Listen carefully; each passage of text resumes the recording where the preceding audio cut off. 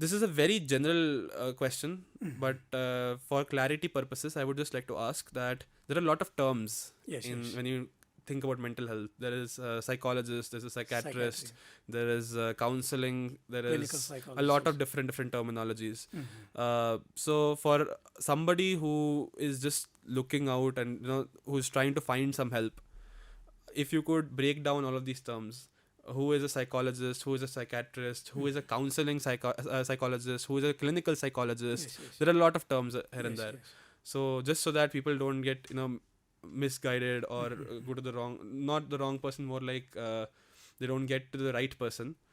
If you could just elaborate a little bit about all of these roles. First of all, I'd like to appreciate Utkarsh and team for this venture. Thank you, sir. It's a great venture for attending the mental health also. So to the question, like a psychologist in India, we understand that psychologist is someone who pursued his master's in psychology and completed his PhD in psychology also. Then they can practice as a consultant psychologist. Okay. Someone with a master's in psychology can practice it as a consultant psychologist, Okay. and PhD also can help them to practice as a consultant psychologist. Then counseling psychologist, that means a specialization. Got it. So people do specialize in their PhD, or then they're in masters also they do specialization, so that they become counseling psychologists. And in clinical psychologists, means in India especially, we have RCI, Rehabilitation Council of India, the licensing agency in India. And here in India we have a MPhil in clinical psychology. So after masters, those who are interested in clinical psychology must pursue 2 years of clinical psychology from recognized universities or hospitals. After that successful completion of that MPhil clinical psychology, they have to apply for the license from RCI, Rehabilitation Council of India. Okay. So those who are looking for mental health assistance, they must check this educational qualification of the therapist or the expert. Exactly. Yes. So if they are looking for like a stress or some minute or this kind of neurotic situations, they can go for a counseling or to a psychologist. And if it is a psychotic, that means a more severe condition, then they must go to a clinical psychologist and psychiatry. Clinical psychos are more experienced in these kind of conditions, and they are more trained in assessment also. Okay. So psychiatry comes in picture like when they advise for medication. Okay. So if the medication is needed, they have to consult psychiatrist. That is the situation. So a very general question which comes out of this is that, for example, for an individual who is going through any kind of mental distress, for that person, that is his or her reality, right? Yes, So very how does a person actually perceive that there is something wrong? One thing I can understand is there can be a comparison kind of a thing. You look at other people and look at yourself, or somebody tells you. But in general, in all of the cases that you've seen, what is the general trend, and why do people come to you, or why do people visit a psychologist or a psychiatrist, and how can one identify? How can one identify that? In psychology, we discuss that like there are 3 phases, like 3 sections: personal life, social life, and their professional life. If these kind of sections are affected, we can say that the person is needed counseling or treatment and all. That means that these sections are affected with his condition or situation or way of living. So the relatives or bystanders or the people who are connected with him will be identifying these kind of changes. In personal life, he'll be understanding his own changes, and in his social life, friends, relatives, family members will be identifying these kind of changes in his behavior. And in professional life also, his superior, his colleagues will be identifying this. Then they'll be reporting, they'll be suggesting them to consult a psychologist or a clinical psychologist to have consultation and treatment. So these are the areas, 3 areas we are looking. So there is social, there is social life, yes, personal life, social life, and professional life. Okay. So social life basically refers to how you Interaction with behave with others. everybody else. With interaction Personal with life is how you interact with yourself. others. And Yourself and how do you feel? okay. That's And it. professional life being your work, Your your workspace and workplace. everything. Yeah. So usually, what are the triggers based on which people come to you and consult with you and everything? There can be people are vulnerable to some that genetical background out there, and sometimes these are all individualized things. Okay. We can't say, but again, genetic background is a general point, and some psychological. That means some events, life events, that can trigger these kind of psychological issues and all. Genetic in which sense? Parental. Parental. Family, yeah, history, familial history. So there can be medical distress on the basis of Definitely, genetic background. what can be some examples for that? Some psychotic conditions. Itself. Okay, mostly psychotic conditions. Not only psychotic, neurotic also. Okay. Definitely, I am being a counselor. I engage with neurotic conditions. Neurotic Yes, yes, condition means mild conditions. Yes, yes, yes, yes. So when I explore their family history and all, I point something there. Right, So right, yeah, we cannot rule out that genetical background, family background and all. I know these minute cases also. Exactly, yes. So basically, like you initially explained, there's a social, there is a personal, there is a professional. So if I have to break this down clearly, what can be a trigger in social cases, for example? The interaction with others. If it is like if a married man, a lady, his spouse, partner, interaction with partner, or interaction with kids, or in-laws. Okay. Okay. So we all live with a particular cognition. Exactly, Okay? yes. And we perceive the events with that particular cognition. And when some events triggers, when some events come to touch that kind of memories, that kind of life events and all, it will get triggered. Okay. That person will get angry or depressed, or that, not depressed, that feeling low and all. Exactly. So could you please explain those two terms that you explained right now, neurotic and psychotic, for the general audience once? Yes. Neurotic means that not that much severe condition. Okay. He'll be able to manage his daily activities. Okay. He'll be oriented to time, place, person and all. Okay. He'll be able to go for job and all. Okay. He'll be engaging his activities and all in a regular mode and all. Got But it. in psychotic case, person won't be able to. He won't be able to say the right time. If you ask what's the time now, what's like that, he'll be saying it's night or it's day, contrary to that reality. Or the person, he'll be saying something else. So place also. So these all things are differences in this. In general, when we think about this entire mental health, psychology and everything, all of these things, one word which always comes up is depression. It's a word which is very casually thrown and in today's world of social media and utilization, depression has become like a very common frequent usage. and common word. So when you look at it from a actual scientific point of view, sir, what would you actually say? Where would you classify depression? Like it's a mood disorder. Okay. And there are criterion for diagnosing the condition. Okay. There are a time period, onset, because there are biological or physiological changes are, hormonal changes are there. Yes. So we have to check it. We will be doing some blood test and all. We'll be suggesting that. Okay. And we'll be assessing, psychological assessment we'll be doing to understand how long it is, for how many days this person is feeling like this. If it is a severe case, he'll be having or she'll be having suicidal ideation also. Okay. That means worthlessness is there, hopelessness is there. He'll be feeling that I'm worthless, I'm doing nothing. Okay, I don't want to do anything. He'll be withdrawn from activities because he'll be saying, people are laughing at me. I'm dumb, I'm doing nothing. And if it is severe, then again this suicidal ideation, he'll try to commit suicide. Okay. So for somebody who's thinking of himself as worthless or anything, what is the general go-to for you to suggest that person? Yes. Will be if someone coming to our clinic saying these kind of things, we'll diagnose it, the duration of this, or is there any real event? Okay, if all these comments are irrational things and all, we'll be checking whether he's genuine, he's aware about what he's speaking. We'll be checking whether he's having insight. Okay. Insight means having knowledge about his being, what he is doing. We'll be checking by clinical interview. By clinically, we will be coming such information and we'll be concluding this person is having depression or not. And again, we won't jump into conclusion. We won't jump into that diagnosis first. We'll be doing provisional diagnosis. Got it. Okay. And again, we don't do, as a counseling psychologist, we don't do that. It's a severe condition and all. So we'll be recommending them to go to a clinical psychologist. Got it. While preparing for this podcast itself, I thought in the preparation process, I'll also go myself and visit a psychologist just to understand and contextualize exactly what happens and how the process goes and everything.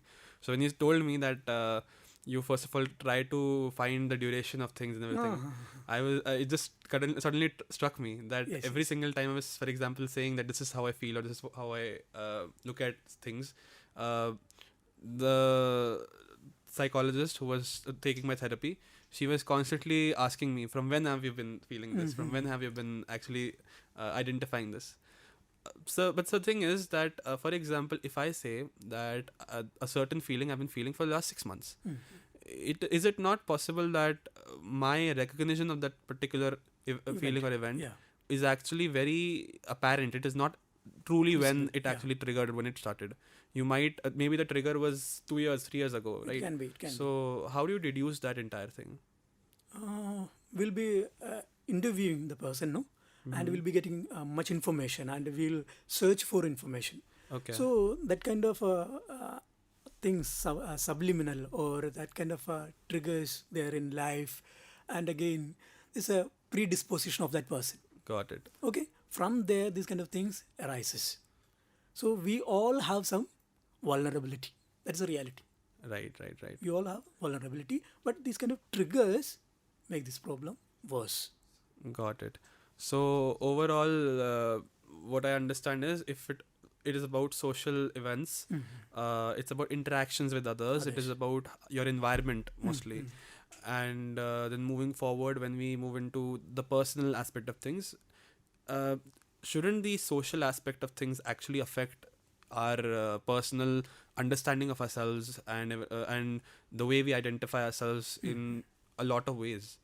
So what is the distinction there? That where does your role in society, where does that end, and where does your own identity and your own personal existence actually start to become a question for you and start to become a, say, for somebody who's coming to you, a problem for that person? What would be a case for that? A person with a social with a personal, like for a person, like you classified this in 3 different parts: social, personal, and professional, right? So I'm asking about the professional aspect of things. Professional or social? The personal aspect of things. Personal. Exactly. Sorry. So in the personal aspect of things, when do you actually start identifying this? Because what I can understand is it is very closely linked with the social and professional. So how do you differentiate between that? Okay. Here in personal, when the person is taking everything in an unhealthy manner. Okay. And all these things will affect his day-to-day activities also. Perspective, basically. And he is not able to perform his daily activities. Okay. In that situation only, we take this condition as a problematic one. Okay. That means his thoughts, his belief system, all are not allowing him to go out.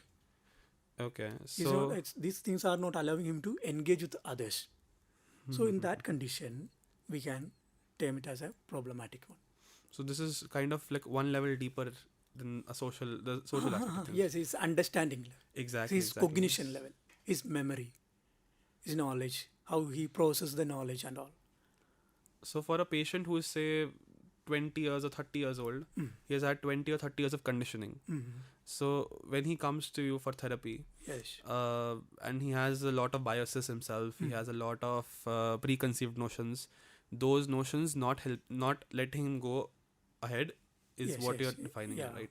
So say a very long history of having those beliefs, how do you break them or how do you adjust them for the new reality? Because when it comes to perception, it should be much deeper. Definitely. And again, this therapy, treatment and all done by clinical psychologists. We psychologists or we counseling psychologists train them. Okay. Also, in this question, we'll be training the person to unlearn things. Okay. Here, the person has got some perception. some understanding about particular event. If someone mock at, if someone laugh at a person, an individual, that individual is perceiving in a different way. Okay, so here we'll be helping the person to change that perception. Got it. Okay, that laughter is something good, or it should you should take this kind of laughter in another manner. So you have to introspect that, self-critique. Got it. Okay, don't take it as a negative thing or unhealthy stuff. They can laugh, they'll be Understood. laughing, but it's your responsibility to take that laughter in a healthy manner, healthy way, facilitating way. Got it. So here we'll be explaining such like knowledge, that we'll be sharing that knowledge, the behavior and the cognition, all this connection and all, how we perceive things. Okay, the laughter is common. If the person is laughing in that particular room, classroom itself, there are 50, 70 students are there, but only one student is taking that laughter in a negative way. Right. Okay, so the event is common for all, but only one student is experiencing something else. Exactly. Yes. So we'll be giving these kind of examples, how we have to do, what we have to do and all. Understood. So you were talking about unlearning. Yes, yes. Could you please elaborate a little bit about unlearning? Because learning is something we are all very, very familiar with. There is still a lot to learn about learning as well. Okay. But when it comes to unlearning, how can one actually unlearn Yes, things? yes. That means we learned to do something in a particular way. Okay. We learned it. So here we are stopping that and we are doing it with a different manner, different way. Okay. So here unlearning, that means here we are stopping that particular way and we are opting another. That is a relearning. Relearning. Yeah. So here, if it is an unhealthy one, we have to unlearn and then we have to go for Relearning. relearning. Relearning, in that relearning, the therapist or the counselor will be assisting that client or the person to come up with healthy things, Okay. facilitating these positive things. We'll be inserting such positive things, facilitating things. But what about unlearning very staunch beliefs? For example, beliefs which are very strong or embedded from the childhood. It can be a reason for multiple traumas. It can be anything basically. So for such cases, Here in this, we built a rapport, a good relation or a professional relationship with the client. okay. In that relationship itself, a client is having trust in the therapist or counselor. Yes. So whatever we give, we are giving only scientific information. Okay. We won't give any half-cooked information. Exactly. Yes. So we'll be giving these kind of logical things. That person must be having that kind of intelligence also. Then only we can do counseling. Exactly. Otherwise, we won't be able to do counseling. The person must be able to understand the way professor or this therapist or this counselor speaking or talking. So here, we'll be understanding that the way he'll be having hobbies, he'll be having some interest in particular area, some important personality in his life. So we'll be touching all these things. Okay, we'll be connecting with these things. If he is a singer, if he enjoy music, we'll start singing songs. So Okay. that will make him more close and we'll be able to reach him very easily. Whatever we give, see, think that, imagine that we are giving whatever information we are giving, we'll be giving with examples or logical information will be provided. So we'll be getting convinced. Okay. So he's ready to change. That's another good point. Yes. He's there ready, that there is no resistance. Exactly. In some cases, there is a resistance, but this person is ready to change. So he's craving for information or craving for techniques or ideas to change himself. So he's very open. So we are able to mold him. So we mold him with our knowledge, our scientific information and all. Right. So the rapport part of it, in a way, what I understand is when a client comes to you, he's automatically in the idea that I'm seeking for help. So the rapport automatically builds up. Is that kind of what it is? No. Here the role of a psychologist or this mental health practitioner is huge. Okay. So first we have to introduce ourselves. Yes. Then the person starts trusting this. Otherwise he is unaware about what he is, what is his experience, what is his area. So first we have to introduce ourselves. Then he come to know and we have to make the person, why are you here? What Exactly. made you to visit me? What I can do for you? So all these questions make him to speak out. So this in this with this respect, a very direct question which comes up in my mind is the first interaction that anybody in mental distress comes up with are their friends or their family members. So how can they help, and what can be their first response to any such case? And because what I understand is communication becomes a key here. The way you are communicating with a client, for that person, you have been trained for that. Yes. But yes. say a parent or a friend Yes. They are not. with whom the person is first confessing that this is what I'm feeling, how can that person get adapted or understand Yes. what yes. how to respond? First thing is that we have to just sit down with him Mm-hmm. and just we have to listen him. Mm-hmm. The another point is that non-judgmental. Mm-hmm. That's very crucial. There are words. Okay, words has got multiple meaning for different individual. So we have to sit down. We have to just listen. That makes a person to open up everything. We just have to nod our head. Then the person will think that, he's receiving me. He's receiving, welcoming me. And I have to explain all. And again, we have to develop that trust. We won't open this information to any Exactly. confidentiality or that kind of confidentiality and this privacy and all. So that will make the person to disclose everything. So first we have to do just sit with him. What happened? If you can, please share with me. Only that much we need to do. Okay. Then again, whenever we use words, we have to be very careful. Mm-hmm. Okay? And again, in psychology, in counseling, we used to say that paraphrasing. Mm-hmm. If you don't know any other words and all, you just say this paraphrasing only. That means the last word, last sentence of that client or the person just mentioned. That makes the person, the one who is in distress, will come to understand that he's following me. Okay. Okay, that is the way the one will confirm that the one is listening me. There is no need to, I am listening you, I am listening, nothing like that. Just need to say, then, what happened? Then what happened? What you did? Like these kind of things. And this modulation also, voice modulation also, make the person to be comfortable. This is a full-fledged communication skill. Definitely, yeah. Exactly, yes. So, in sense, mirroring and then paraphrasing according to what These all things we general layman can do. Okay. Just sit with them. Just ask them to explain if they are comfortable. Okay. Again, when you sit, when you ask these kind of things, when your body language says these kind of things, the person will open up. Got it. Then just do this paraphrasing. Understood. Only that much. So, what I understand is there is one type of patient who's going voluntarily, and there is another who's going because he's been For forced someone to. else. Exactly. So, for somebody who's coming voluntarily, he's very much open to talking. He's very much open to discussing. There'll be things obviously he'll be closed about, biases and perceptions and everything. But what about the patients who are not ready? How does a consulting psychologist make that person ready, or what do you basically do for that kind of patient? It happens in addiction therapy, addiction counseling, and sometimes also nowadays I get more relationship issues.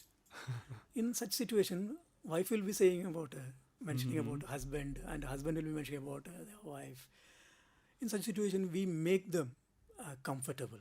Okay. We become non-judgmental. We won't take any side. If the lady is cornering the husband, we won't stand with the lady. We'll say that, I can listen you. I am listening you, but I won't take any stand. Let me listen him. So that makes the person more comfortable.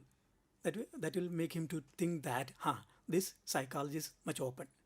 He's not sided, not going to that side. So that will make him to express more his feelings, explain his experiences with the partner, even if it is de-addiction and all addiction counseling. actually he's not interested to quit his smoking or quit his alcohol or substance abuse and all. So we'll doing that clinical interview. In that, we'll ask more. As a counseling psychologist, I take much different approach, Freudian approach also. Okay. In that, I allow the client to speak whatever they wanted, free association. Okay. From there, I catch some information, vital information. Okay. And I'll be mentioning this information, or I'll be framing some question later in response to these points. Okay. So I'll be having that kind of bond with the client, strong relationship. So I'll be asking, see, Chandigarh University provided some de-addiction counseling in Kharad along with the Punjab police. Okay. So I was fortunate to associate with them. So we made this kind of rapport with them. Okay. So ये रिश्ता छोड़ने वाला नहीं, but वो रिश्ता छोड़ने वाला है. That was the word I used, or that was the sentence I used. But that was communicating. They were feeling that. They were holding my hand and they felt it. Okay. ये रिश्ता, when we shake the hand, ये रिश्ता छोड़ने वाला नहीं, वो रिश्ता मतलब means that addiction. addiction. Yeah, that kind of behavior, that छोड़ने वाला है. So I don't know the grammatical things in this sentence and all, but I made it. Got it. So one more thing in this area, sir, is that I want to discuss about the addiction part of things, and I want to discuss the relationship counseling part of things. Before we get to that, I wanted to discuss about a workplace in general. Like when we are building a general workplace, or like for example, at Medoc here right now, we are trying to start a startup. We're trying to get more team members. How can a person ensure that a workplace is healthy mentally, and more importantly, how can an employee ensure that their mental health is in a good state in their workplace? So in general, the question is mental health in workspace ke upar pura. As a perspective, employer perspective, I would say that we have to assess the employee, and we'll be getting that profile. From that, we need to do some psychological analysis. We'll be getting his interest. So if he is interested in a relationship, for me, I got much relationship in my department. So we have a strong relationship. So I don't take leave because of my colleagues. I want to engage with them. I want to interact with them. So we need to understand which gives him more energy. Sometimes perks, sometimes this kind of relationship, sometimes research. Okay. So we need to personalize things. That can only work.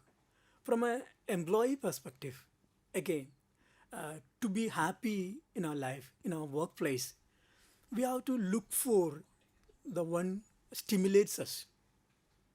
As I mentioned here also, relationship stimulates me. Research stimulates me. In that situation, I have to search for such. I have more connection in another department, other departments. Why? Because research. Okay. Or people like you come to me, and so many research scholars or so many research interested students visit me and discuss this. So all these things makes me to stick on here. That's the thing. So we have to find the thing. What? The things that stimulates us. Okay. That's the things that energize us. So it's a responsibility that we are living in our inner space also. Got it. We have to have understanding about ourselves. If not, see, in my sessions, I used to say one sentence that being an experienced psychologist, I can understand 99% of your issues or your situation. But you can understand the 100%. Only you can understand the 100%. Okay. So we have to have that kind of understanding. What I need, what I have to get. Then we can purify ourselves. So we'll be searching for that. So there won't be any trouble in our life. We'll be happy in our life because we are looking for that kind of things. And we are getting it. When you look, definitely you'll be getting. Great. So mostly it's about when you're in a workplace, it needs to satisfy you in the sense that whatever stimulates you, Yes. focus on that. Yes. Again, that's a very important advice for a lot of people. But what if someone is, say, doing some work which is for the money of it, but it is not giving them the pleasure, the enjoyment. Basically, it is not stimulating them, but it is important. Yes. Again, there is a approach in psychology, existential approach, where we think about the meaning of things. If you are saying that money, salary, perks, it's different for different people. Exactly. So you have to define the salary. Some people won't think about salary. They need the opportunity. Yes. Some people think about salary and they'll have problem. Because if you get lakhs per month, it won't satisfy your needs. Needs will be increasing. Exactly. So there is that kind of relationship. Both will be going upward. But you are searching for something else. You are not worried about, you are not looking at the salary. You will be content. So you are living for content. Peace of mind, isn't it? That's you have to have that question or that answer also. You have to look for your peace of mind. Then you will be definitely having that answer. Money is not that. Okay. But definitely we have to get salary for our day-to-day activities and all. But again, for peace of mind, you have to look for something else than salary. Salary will be coming. But you don't run for salary, but run for something that stimulates you and something that can derive more from you. So you are purifying. You are getting a much better version. That's it. Got it. I'll ask one question I have with respect to this in the later segment where we'll be addressing questions from the audience. But before that, I wanted to talk about relationship counseling and addiction counseling. Those are two topics I wanted to cover before we get to the audience questions. Regarding relationship counseling, first of all, when a couple is sitting in front of you, how do you actually make both of them comfortable and then discuss the issues with a third person? That is basically what I wanted to first of all understand. In a relationship counseling, I did both online and offline. Okay. In online and offline, we do this special individual sessions. First single session for a wife, single session for a husband. Then we'll ask the basic question whether you want to continue this relationship or not. Okay. Sometimes this couple reach the clinic for the namesake of that parents force them to. They both have decided something else. Okay. So we confirm that. If one among them asks for, sir, I need to continue this relationship, so we'll be exploring the opportunities in which all ways we can help them, then how we can facilitate their relationship. So we'll be, again, the history, we'll be taking their personality test, we'll be exploring more about their life and all. So we'll be preparing their profile for both, a separate profile for them. So we'll be coming to know that what makes difference. So we'll be educating them. These are the characteristics. Okay, so if you want to, you have to accept that. If it is unhealthy, we need to train him. Okay. If he's a smoker, smokes once in a while. So in that situation, we need to train him or take him to a therapist to cure that. But you are not ending the relationship only because of this smoking and all. So here you are supporting him. So here what we'll be educating them, both couples, we'll be educating both couple about the other person. Got it. They are not aware about the partner. We always say that you have to understand the person, understand your wife, understand your husband. But a therapist, a counselor, a clinical psychologist can facilitate people to understand others. Okay. We have some tools. Along with that, we'll be supporting them. We have some other interview skills and all. Interviews.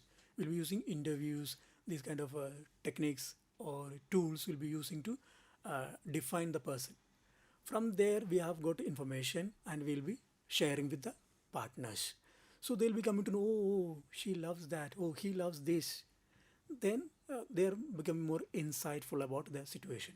Then we'll be educating them in which all ways you can engage him. See, if she wanted to go out every weekend and the husband is not interested, then we will be thinking, "Oh, how it is possible? Can you think about the possibilities?" We won't ask him to go take his wife to weekend at all. We won't ask. Okay. We'll be asking him, just think about it. What are the possibility? If you want to continue this relationship, you have to think about the possibilities. Okay. So there can be so-called unethical events in life. Mm-hmm. So-called unethical, I hope you are understanding. That means out of box. Okay.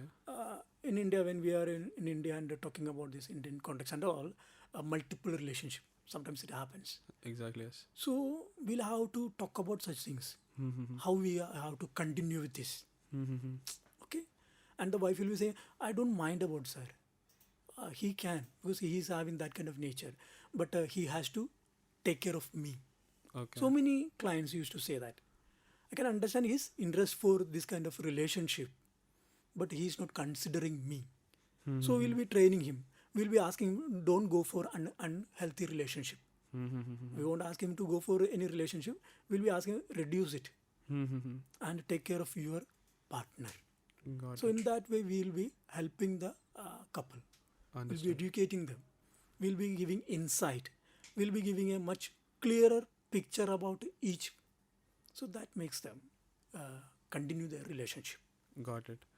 So overall, it's about communicating with each other, understanding each other, and when this comes to relationships, one more thing which I wanted to ask about is you've been counseling adolescents for a very long time, Yes. and it is very common that in your say 20s or say even your teen years, after 15 16 years, Yes. you get into a relationship, you like a girl or you like a guy, and you get into a relationship with that person, and it probably does not end well, or it probably is not going on very well.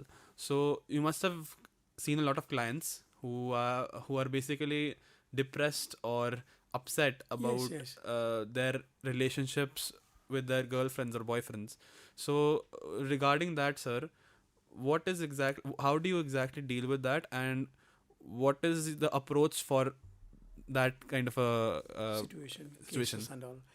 So here in this particular teenage relationship and all, I used to give. That means we'll be checking we'll be understanding their intelligence. Okay. When they start speaking, talking, explaining and all, we'll be analyzing understanding their intellectual capacity. Mm-hmm. If they're above average, if they're average and all, we'll be framing our discussion in that way.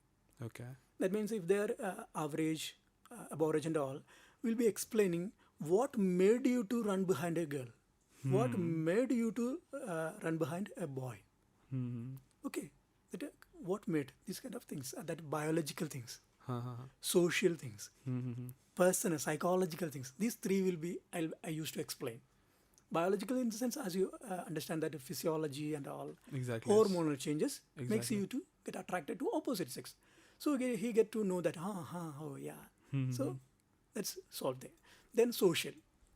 It's a status symbol.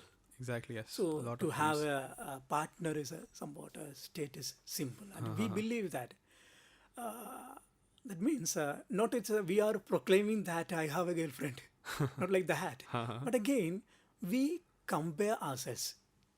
Okay, my friend is having a girlfriend or boyfriend, so I have to have one. Mm-hmm. Okay, so we'll be trying to do that also. So social, then personal.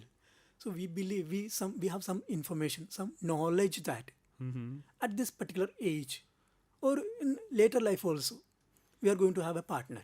Yes. So it's a better time to select now itself. Mm-hmm. Some people believe so. Some believe that I have to have a partner or girl or boy and all.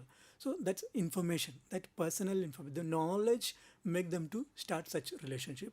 And another is that social status, and they are looking for that kind of time engagements and all. Another is that biological or physiological changes that are in their body. Mm-hmm. So we'll be explaining this. So you'll be understanding that. So we'll be asking, what's your dream? Mm-hmm. So they'll be saying, I have to become like this kind of engineer, professor, researcher and all. So if you are planning like that, what all obstacles can come? Or is this relationship is facilitating you? Then he will be saying, or she will be saying, it's not facilitating, it disturbs me. If it facilitates, yeah, you have to, you have to go. But it's disturbing you, you have to stop it. So we'll be talking about that. Again, I used to give some examples also. If you don't have anything, okay, if you don't have any penny money, then will you get any partner? Or because we need this, we need to satisfy this physiology. That means hunger. If you don't have money, see, so such basic things. Someone listening this won't think that, oh, no, I don't want money, I don't want food, I can live with my bestie or my lover for long without taking food and all. But it's faking. It's faking. We need these basics. So we'll be asking such questions. That means these kind of logical, we'll be questioning them. We'll ask them to answer. So they will be facing such question. So they'll be start thinking about it. Then they'll think about, yeah, sir, I need to. There's this pyramid of needs as well. We'll be explaining all these pyramid. Yeah, you know that, na? Again, I always mention physiology, social, and psychological. So I get more result when I talk about, when people get convinced, more convinced with physiological things. Because we can provide some document, isn't it? When a blood test report and all. So people can look at that and they can read that. So that can convince them more. Okay. So now that we are on this topic of relationship and everything is almost over, I wanted to ask one more thing. A lot of college students especially, because of say things not working well in any domain at all, maybe their relationships are not going well, maybe their academics are not going well, maybe because of any reasons, they get very easily into multiple addictions. It can be smoking, it can be drinking, it can be drugs for that, say, especially if we talk about in states like Punjab. So for adolescents getting into addictions, how does the department, how does educational institutes, and how can they further improve that entire thing? Okay, in this addiction, or people are troubling in their life and they are not getting any effective options. That's why they are opting stimulants. So it's our response, it's a society's responsibility to give options. As a psychologist, as a counselor, we give more options. That means if you are troubling in your life, you have to take this turn. Okay, not stimulants. But in our society, not only Punjab, everywhere. Yes. Whenever we look out, we will be seeing people using stimulants. Exactly. And that reward people, the onlookers. So they believe that this is the only option. This is the effective option for escaping from this kind of trouble. But as a psychologist, as a counselor, we'll be giving much better option for the person. That means if you're troubling in decision making, you have to opt this. If you're troubling in managing your day-to-day activities, finishing your academic activities and all, you have to look at the issue, understand the issue, where I lack, okay, where you miss it. So understanding will help you to find the but sir, ways. but there's also this thing that when you take a stimulant, you're getting a dopamine boost, you're getting what you want, the satisfaction you want very instantly, whereas the other hand, you have to work very hard for getting the same amount of stimulus if you do it the hard way. If you, for example, if I'm into smoking because say multiple aspects of my life are not working well, in that case, and this is making me feel much more relaxed and in that sense, but on the other hand, working on that will take a lot more effort. So how do you convince a person to work harder instead of taking some stimulants, short-term shortcuts? Exactly, yes. So these are the words used by the person. It's a harder one, and this is a shortcut. So that's it. That's why we psychologists or we counselors are very keen in taking these kind of words. So we the one who define the words. Okay. You only defined it's a harder. You only defined it's a shortcut. So there we intervene. It's not harder. Again, we have a profile of this person. When we do the interview, clinical interview, we'll be assessing, we'll be getting the picture of the person. Okay? So if he is interested in a family, when he grow up and when he get a job and all, he might be interested in a family. So we'll be talking about or getting a good job. Okay? We'll be getting such information. His future. So we'll be touching there. If he is not interested in family. Some people are not interested in family, marriage and children and all. So we'll be taking something else. Their quench for the knowledge, the science and all. So we'll be connecting there. So if you take this kind of shortcut, so-called shortcut, you are suicidal. You are suicidal. You are killing yourself. So this kind of words can hurt him. Okay. So I'm becoming suicidal. Okay, that means again the hardship. If you're taking another 10, it's a hardship for you. How it is hardship? No, it's not hardship. It's a way of living. It's a way of living of classy men, classy woman, elegant woman. Like that. We will be reframing this sentence. Then they'll be getting different perspective on that life event. Unlearning and relearning. That interaction counseling helps them to get out of all these unhealthy behaviors and all. Got it. So we can discuss this at length, but we have to talk also about the questions which the people have asked. We initially put out a lot of questions and we put out a link so that people can anonymously ask questions to our experts. So the first question is going to be very, very direct. The first question is, why am I always sad and tired? Why I am always Yes. sad and tired. Again, as a psychologist, as a counselor, I'll be asking the age of the question, the one who asked the question, age of the person. I want to understand that. Then only I can comment on this. The time frame of how long have you Not been that, feeling sad? because of this, if it is a teenage, hormonal changes are there. So these hormonal changes can affect this kind of particular condition, tiredness. So, if it is a general question, again, the way we live, diet, activities, and the motivation, these are factors that influence our that alertness or this kind of tiredness and all. Okay. After this, what we have is screen time more than 9 hours the cause of my poor mental health? Definitely. It's not a lot, only 2 hours. But we are forced, because in this world, digital world, we are forced to do that. But again, we have to be mindful about our screen time. We have to reduce it as possible.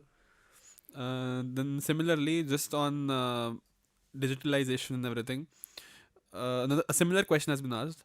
How can we manage our focus shifting?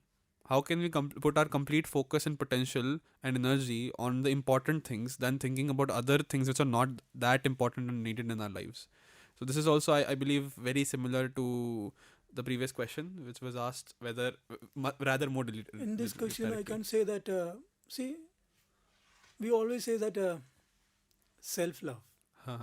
We all have that. We love ourselves. Narcissism, another terminology like a narcissism. But we can take this as in a positive tone. At least we have to understand ourselves. That is the love.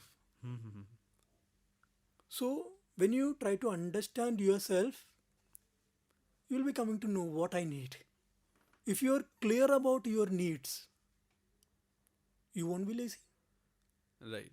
If you are purposeful about any particular act, you will be on time. You will reach at time and execute the task. Right. Next question. Sir, have you read The Secret, the book? No, I don't read. I travel with elders or people. I talk to people and I learn from them. Okay. In my PhD also I mentioned about this. So there's this book called The Secret. What it discusses is the law of attraction. I heard about that. So the questions related to that the person who is asking this question, he is a follower of the secret philosophy. and he tries to maintain a positive outlook on everything. Mm. But even when things are going well, there is a sinking feeling in him that things are not actually, that things will actually go wrong. There's a premonition that something bad will happen. He's always worried and stressed and anxious.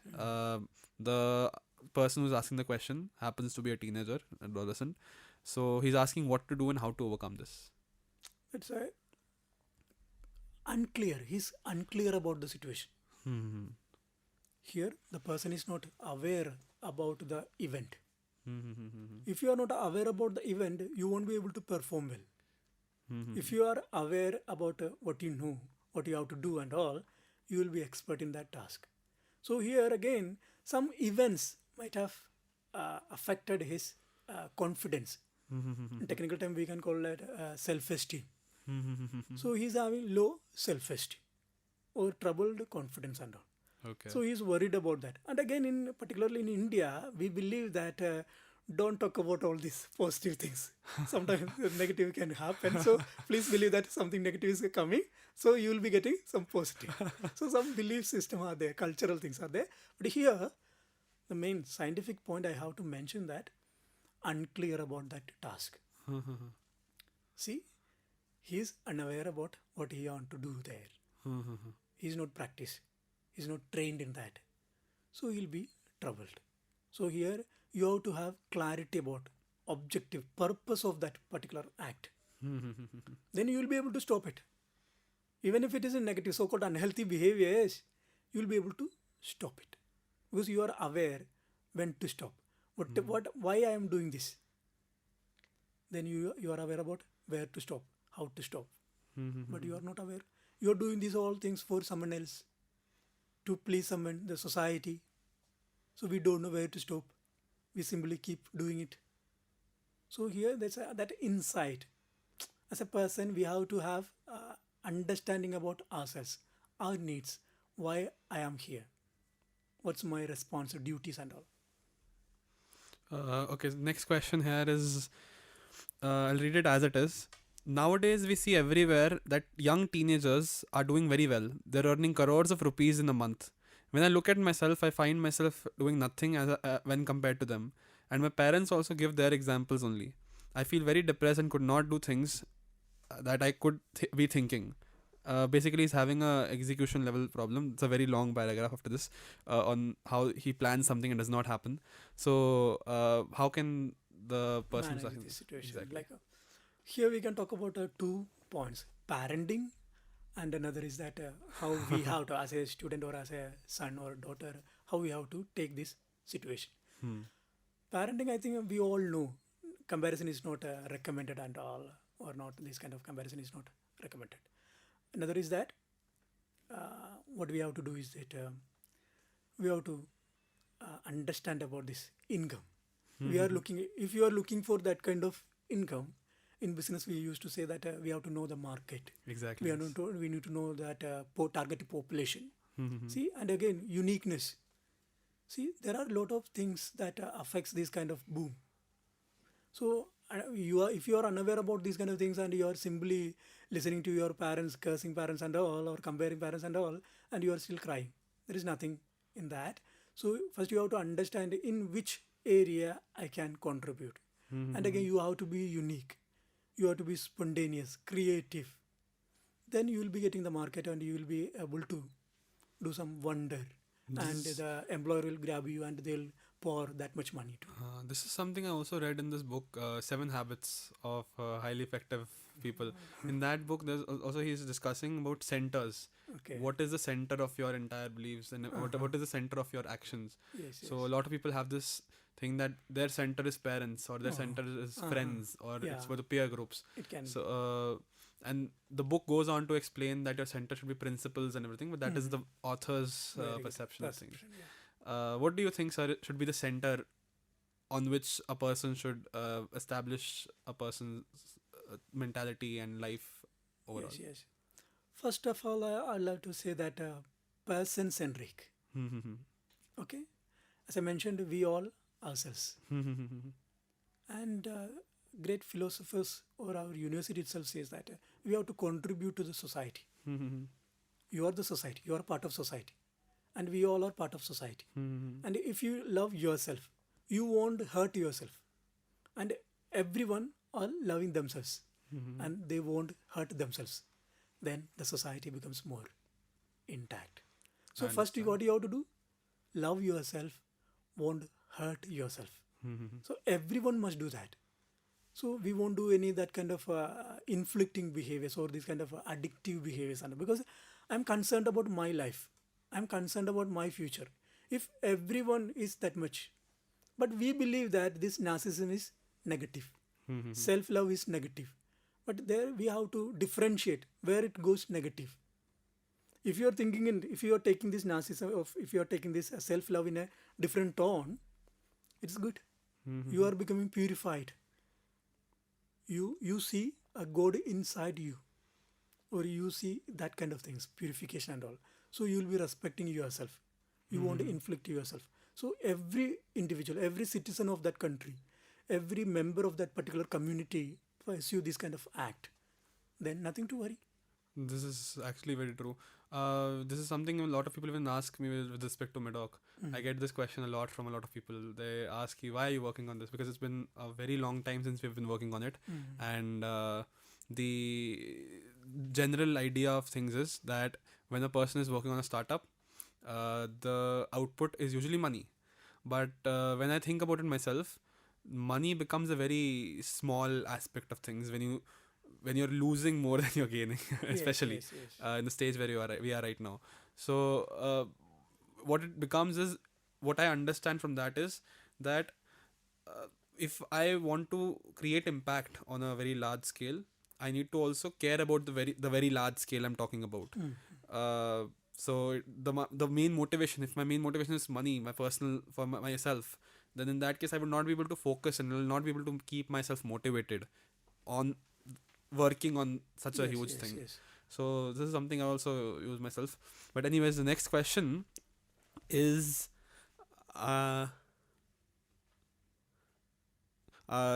I am a very introvert type of a person.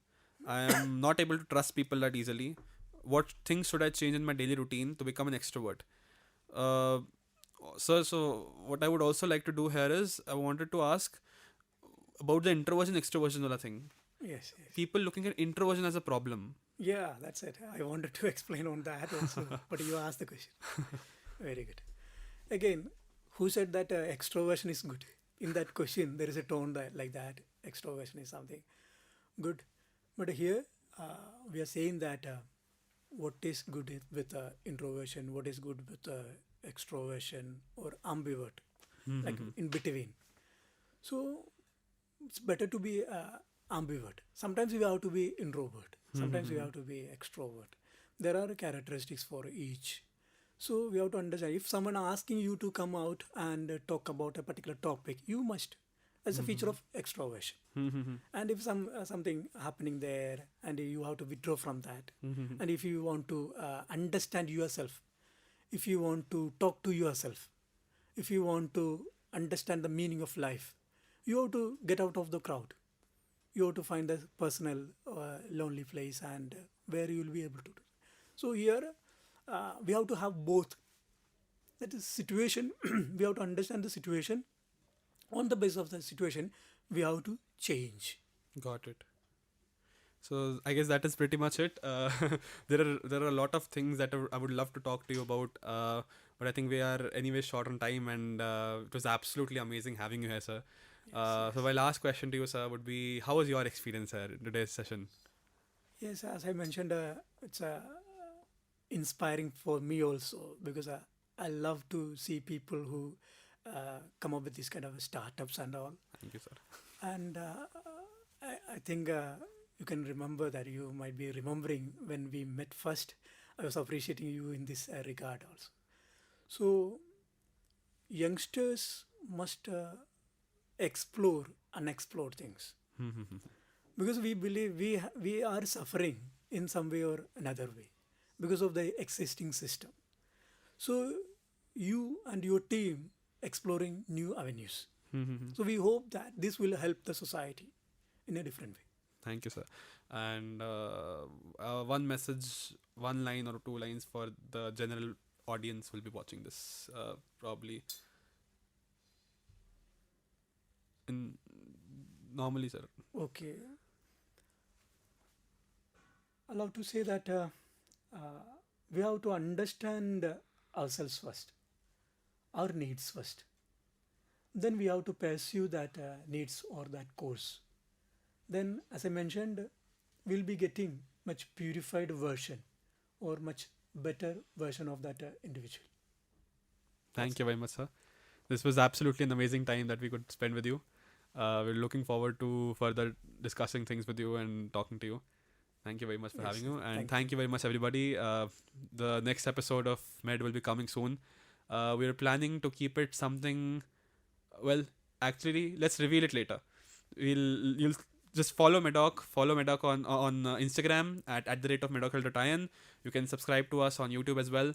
A lot more content coming forward on awareness, on what are we doing exactly regarding mental health, regarding the Ayurvedic and home remedies, and a lot of things. In general, our objective is to reach out to the end user and provide them with the best and the most easily accessible information, make them aware, make them understand things more easily, and make their lives better and easier. Thank you very much.